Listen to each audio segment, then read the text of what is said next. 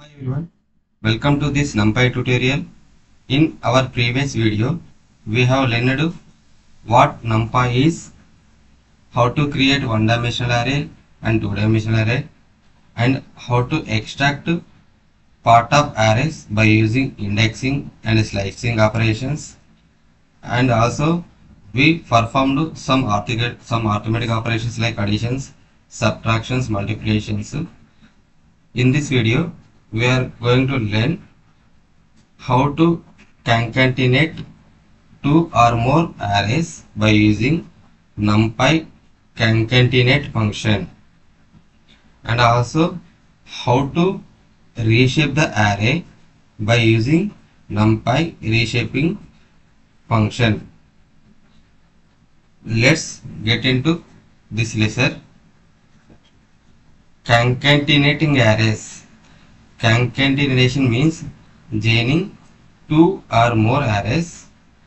Concatenating one-dimensional array means appending the sequence one after another.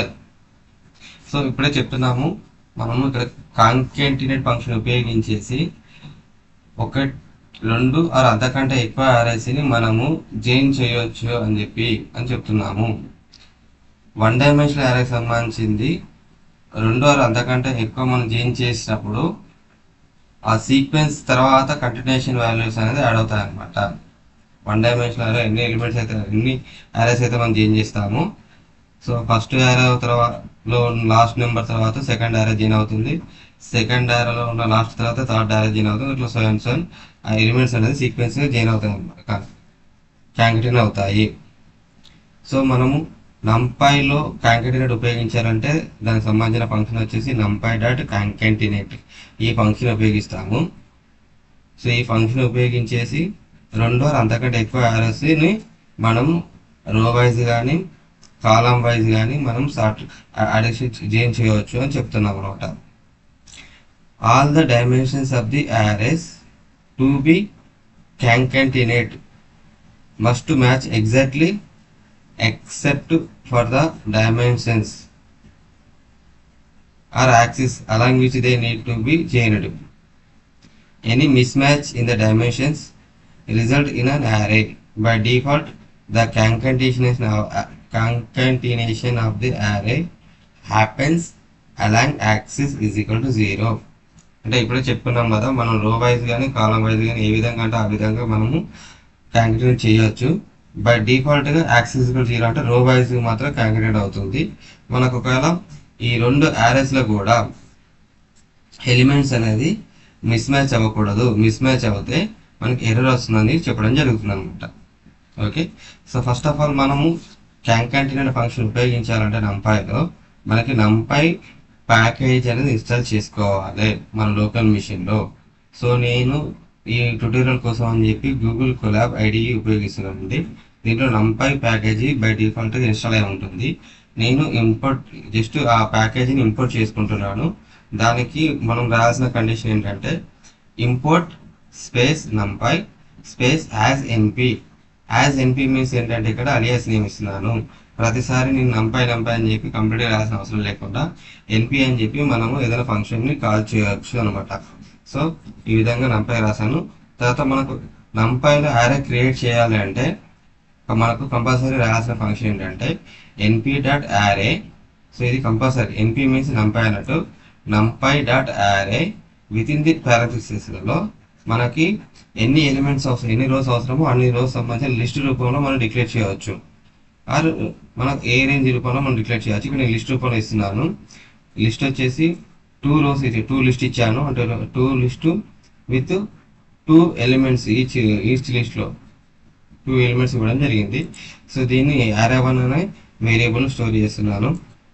So ఇప్పుడు array1లో variable store అయింది. Next వచ్చేసి array2 is equal to np.zeros. So zeros సంబంధించింది మన function all zeros కావాలనుకుంటే ఇక్కడ 2 rose 3 columns, 2 rose 3 columns నాకు zeros కావాలనుకుంటున్నాను. So జీరోస్కు data type వచ్చేసి మనకి జీరోస్ బై డిఫాల్ట్గా ఫ్లోట్లో వస్తాయి. కానీ ఇక్కడ నేను array1లో ఉన్న డాటా టైప్ ఏదైతే ఉందో ఇక్కడ జీరోస్లో కూడా అదే డేటా టైప్ ఉండాలని చెప్పి condition data type is equal to array1 dot dtype అని రాశాను. రాసి ఎగ్జిక్యూట్ చేస్తున్నాను. చేస్తే మనకి array2 కూడా క్రియేట్ అయింది. array2లో ఉన్న డేటా వచ్చేసి సో మనకి 2 rows వచ్చేసి so first row second row 3 elements అంటే 3 ఎలిమెంట్స్ మీన్స్ 3 కాలమ్స్ అన్నట్టు. సో మనకి array1 డేటా డిస్ప్లే అయింది, array2 సంబంధించిన డేటా క్రియేట్ అయింది, దానికి సంబంధించిన రిజల్ట్ కూడా వచ్చింది. వాటికి సంబంధించి షేప్ చెక్ చేద్దాము. array1 షేప్ వచ్చేసి 2,2 అంటే 2 rows 2 కాలమ్స్. array2కి సంబంధించిన షేప్ వచ్చేసి 2 rows 3 కాలమ్స్. సో ఇప్పుడు మనం కాంకనేట్ చేద్దాము యాక్సిస్ వైజ్గా. యాక్సిస్ 1 ఈజ్ ఈక్వల్ టు కాలం వైజ్గా కాంకనేషన్ చేస్తున్నాను. కాలం వైజ్గా కాంకనేషన్ చేయాలి అంటే మనం యాక్సిస్ 1 ఇస్తున్నాము. దీంట్లో మనం రాస్తున్న ఫంక్షన్ వచ్చేసి np dot concatenate within the ఫంక్షన్లో మనము array1 మళ్ళీ విత్ ఇన్ ది ఫంక్షన్లో నెస్టెడ్ ఫంక్షన్ మరి ఇక్కడ ఇస్తున్నాము array1 array2 అని చెప్పి యాక్సిస్ ఈజ్ ఈక్వల్ టు 1 ఈ విధంగా రాసి మనం కోడ్ ఎగ్జిక్యూట్ చేస్తే సో మనకి ఏమొస్తుంది యాక్సిస్ వైజ్గా అంటే కాలం వైజ్గా ఎలిమెంట్స్ అనేది లాస్ట్ ఒక సీక్వెన్స్లో యాడ్ అయ్యాయి అనమాట. సీక్వెన్స్లో యాడ్ అవుతుందని చెప్పి అనుకున్నాం కదా. సో 10, 20, 0, 0, 0, 30, 40, 0, 0, 0 ఇట్లా మనకు యాక్సిస్ వైజ్గా యాడ్ అయినాయి. అదే రో వైజ్ కావాలనుకుంటే యాక్సిస్ ఈజ్ ఈక్వల్ టు 1 అని కాకుండా యాక్సిస్ ఈజ్ ఈక్వల్ 0 అన్నాం అనుకోండి, అప్పుడు మనకి రో వైజ్గా యాడ్ అవ్వాలి. కానీ ఇక్కడ యాడ్ అవ్వట్లేదు. ఎందుకు యాడ్ అవ్వట్లేదు అంటే మనం ఆల్రెడీ ఇంతకుముందు ఇక్కడ కండిషన్ చదివాం కదా, డేటా మిస్ మ్యాచ్ అవుతే మనకి ఎర్రర్ వస్తుందని చెప్తున్నాము. సో ఇక్కడ డేటా ఎందుకు మిస్ మ్యాచ్ అయింది, ఎలిమెంట్ వైజ్గా చెక్ చేసినప్పుడు array1కి సంబంధించింది డైమెన్షన్స్ వచ్చేసి 2,2 అంటే 2 rows 2 columns ఉన్నాయి. కానీ array2లో వచ్చేసరికి 2 rows 3 columns ఉన్నాయి. సో దానివల్ల మనకి ఎలిమెంట్ ఎర్రర్ అంటే ఒక కాలం సంబంధించి డేటా ఎక్కువగా ఉండడం వల్ల మనకి డేటా సేవ్ కాలేదు. అదే ఇప్పుడు మనం ఒకవేళ array3 క్రియేట్ చేద్దామండి. array3కి సంబంధించింది is equal to np dot a range np dot zeros తీసుకుందాము. Zeros of 2,2 d type is equal to array1 dot d type. So array3 create అయింది. array3లో ఉన్న రిజల్ట్ ఏంటిది, సో array3కి సంబంధించింది 0, 0, 0, 0 అంటే 2 rows. దీనికి సంబంధించిన షేప్ వచ్చేసి array3కి సంబంధించిన 2 rows 2 columns వచ్చింది. ఇప్పుడు మనము ఇక్కడ numpy డాట్ కాంకాటినేట్ ఫంక్షన్ ద్వారా array1 array3కి సంబంధించిన ఎలిమెంట్స్ని మనము రో వైజ్గా అడిషన్ చేద్దాము. అంటే కాంకాటినేట్ చేస్తే రిజల్ట్ ఏమొస్తుంది చూడండి. సో ఇట్లా రిజల్ట్ వస్తుంది. అంటే మనకి ఎలిమెంట్ వైజ్గా అడిషన్ కాంకాటినేట్ చేయాలనుకున్నప్పుడు ఇక్కడ కాంకాటినేట్ అంటున్నాము అంటే కలపడము. మనం ఎలిమెంట్ వైజ్గా array1 array2లో వాల్యూస్ కలపాలనుకున్నప్పుడు మనకి ఎలిమెంట్స్ అనేది మిస్ మ్యాచ్ అవుతే ఎర్రర్స్ వస్తాయి. మిస్ మ్యాచ్ కాకుండా చూసుకోవాలన్నమాట. ఇది కాంకాటినేట్ అండి. అదే reshaping array, we can modify the shape of an array using the reshape function. We can modify the shape of an array using the reshape function. Reshaping an array cannot be used to change the total number of elements in the array. Attempting to change the number of elements in the array using reshape result in an array error. So ఇక్కడ ఏమంటున్నారంటే మనకు numpyలో reshape అనే function ఉంటుంది. ఆ reshape అనే function ద్వారా మనం ఒక arrayకి సంబంధించిన షేప్ను మనం చేంజ్ చేసుకోవచ్చు అని చెప్పడం జరుగుతుంది అనమాట.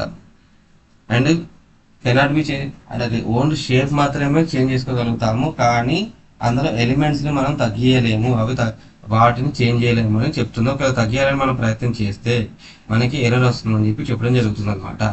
సో ఇప్పుడు నేను రీషేపింగ్ arrayకి సంబంధించింది ఎగ్జాంపుల్ ఇక్కడ చూడాలి అంటే ఫస్ట్ నాకు numpy ఫంక్షన్ కావాలి. అది నేను ఇంపోర్ట్ చేసుకుంటున్నాను. తర్వాత ఒకటి ఏ రేంజ్ ఫంక్షన్ ద్వారా ఒక array క్రియేట్ చేస్తున్నాను. np డాట్ ఏ రేంజ్ అని చెప్పి 10, 22 అంటే ఈ బిట్వీన్లో 10 నుండి స్టార్ట్ అయ్యి 22 లోపు వాల్యూస్ అనేది ప్రింట్ చేసి array3లో అనే వేరియబుల్ స్టోర్ చేయమని చెప్తున్నాను. సో ఇక్కడ array3 అనేది స్టోర్ అయింది. మొత్తం array3లో ఉన్న ఎలిమెంట్స్ ఎన్ని? మొత్తం 12 ఎలిమెంట్స్ ఉన్నాయి. సో ఈ 12 ఎలిమెంట్స్ అనేది ఇప్పుడు 1 డైమెన్షనల్ array. ఇప్పుడు మనం క్రియేట్ చేసింది 1 డైమెన్షనల్ array క్రియేట్ చేసాం కదా. ఈ రీషేప్ ఫంక్షన్ ద్వారా ఈ 1 డైమెన్షనల్ arrayని మనం 2 డైమెన్షనల్ arrayగా కన్వర్ట్ చేయవచ్చు. అయితే 2 డైమెన్షనల్ array చేసేటప్పుడు మన ఎలిమెంట్స్ అయితే ఎన్ని ఉన్నాయో అన్ని ఎలిమెంట్స్ 2 డైమెన్షన్లకు మ్యాచ్ అయ్యే విధంగా, అంటే ఇక్కడ చూడండి నేను ఇక్కడ కండిషన్ రాస్తున్నాను, array3 డాట్ రీషేప్ 2,6 అంటే 2 రోస్ 6 ఎలిమెంట్స్. సో మొత్తం ఉన్న ఈ 12 ఎలిమెంట్స్ వచ్చేసి 2 రోస్గా కన్వర్ట్ చేసుకుంటూ ప్రతి రోలో కూడా 6 ఎలిమెంట్స్, అంటే మనకి ఏ విధంగా వస్తుంది రిజల్ట్ వచ్చేసి ఇక్కడ చూద్దాము. సో ఫస్ట్ రోలో వచ్చేసి 10, 11, 12, 13, 14, 15. సో మొత్తం మనకి 6 ఎలిమెంట్స్ అన్నాం కదా. 1, 2, 3, 4, 5, 6. సో ఇది ఫస్ట్ రోకి సంబంధించిన ఇట్లా కన్వర్ట్ అయిపోతుంది. సెకండ్ రో వచ్చేసరికి నెక్స్ట్ ఎలిమెంట్స్ ఏవైతే ఉన్నాయో 16, 17, 18, 19, 20, 21 ఇట్లా మనకి 1 డైమెన్షన్లో ఉన్న ఎలిమెంట్స్ 2 డైమెన్షన్లోకి ఈ విధంగా మనం రీషేప్ చేసుకోవచ్చు అనమాట. సో ఇక్కడ ఎగ్జిక్యూట్ చేసి చూద్దాము ఫంక్షన్ని. array3 ఆఫ్ చూడండి మనం ఏదైతే నేను రాసానో అదే విధంగా అవుట్పుట్ రావడం జరిగింది. సేమ్ థింగ్ మనకి అంటే ఎంత పాసిబిలిటీ ఉంటే మనకి 4 cos 3 కూడా ఏమవుతుంది 12 కదా. అంటే 4 రోస్లో ఉన్న ఈచ్ రోలో 3 ఎలిమెంట్స్గా రీషేప్ చేసుకోవచ్చు. కానీ ఒకవేళ ఎలిమెంట్స్ తగ్గాలనుకుంటే 12 ఎలిమెంట్స్ మనకి ఇక్కడ మ్యాచ్ అవుతున్నాయి. 4 రోస్లలో 3 ఎలిమెంట్స్గా కన్వర్ట్ అయిపోయి మొత్తం మనకు 12 ఎలిమెంట్స్ ఉన్నాయి. సో ఇక్కడ ఉన్న సైజ్ చూడాలన్నా కూడా so array3 dot item size మొత్తం ఐటమ్ సైజ్ అంటే మనకి అది ఎంత స్టోర్ చేసుకుంటుందో వస్తుంది సైజు. సో ఇక్కడ 12 ఎలిమెంట్స్ వచ్చాయి. అయితే ఈ 12 ఎలిమెంట్స్లో నేను 3,3గా రీషేప్ చేయాలనుకోండి, అంటే 3 x 3 ఎంత అవుతుంది 9 వస్తాయి కదా. అంటే మొత్తం 12 ఎలిమెంట్స్ని నేను ఓన్లీ ఒక 3 ఎలిమెంట్స్ మేనేజ్ చేయాలని ప్రయత్నం చేస్తే నాకు ఇక్కడ cannot reshape array of size 12 into 3,3 అని చెప్పి ఒక ఎర్రర్ చూపిస్తుంది అనమాట. అంటే మనం సైజుకి సంబంధించింది ఎలిమెంట్స్ తగ్గలేము. సో ఈ విధంగా మనము రీషేప్ ఫంక్షన్ ఉపయోగించేసి array షేప్ను మనం కన్వర్ట్ చేసుకోవచ్చు అండి. సో ఇప్పటివరకు మనము 1 డైమెన్షనల్ array 2 డైమెన్షనల్ arrayగా ఏ విధంగా కన్వర్ట్ చేయవచ్చు ఈ వీడియోలో తెలుసుకున్నాము. సో మీరు 2 డైమెన్షనల్ array ఉన్నదాన్ని మనం 1 డైమెన్షనల్ arrayగా ఏ విధంగా కన్వర్ట్ చేయవచ్చు ఒకసారి ప్రయత్నం చేయండి. ఈ వీడియో మీకు నచ్చితే లైక్ చేయండి, షేర్ చేయండి, నా ఛానల్ సబ్స్క్రైబ్ చేసుకోండి. Thank you to all.